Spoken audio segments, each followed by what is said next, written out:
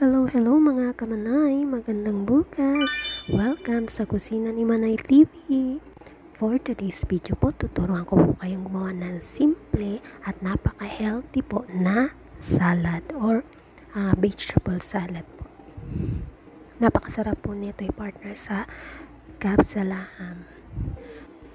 Kakailangan lamang po natin ng pino na gadgaran, carrots, cucumber, lemon, yogurt, salt, and pepper. Kung gaano po kadami, nasa sa inyo na po. Sa isang malinis po na lalagyan, simulan na po natin ang paggadgad.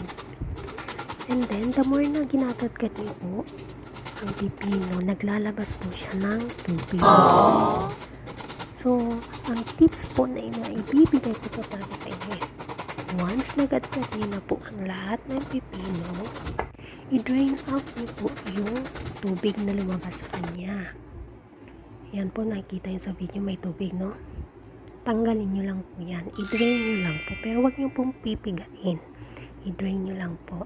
Kasi po, napapansin ko po, kapag hindi po yan tinatanggal, mas lalong nagtutubig ang salata. Tapos, hindi na po nila kinakain.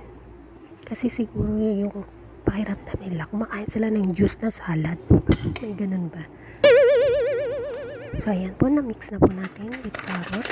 Ilagay na po natin ang yogurt. So, bali dalawang yogurt po nilagay ko dyan kasi medyo marami po yung isuserve ko na sa lata. So, ayan, pagkatapos po ng yogurt, ilagay na rin po natin ang lemon. So, yung lemon, isa rin yan sa magpapasarap ng lasa po ng salata na ito. And then, lagyan po natin ng salt and pepper according po sa panlasa natin. Kung matabang, dagdagan. Okay, wag lang po susobrahan. So, magbabalanse na po yung yogurt yan. At yung lemon. So, ayan po, ready to serve na. Sana po nagustuhan niyo ang video na to. Please like and share po at follow na rin po sa mga bago. Comment na rin po kung saan nakarating ang video na to. Yun lamang po. Bye!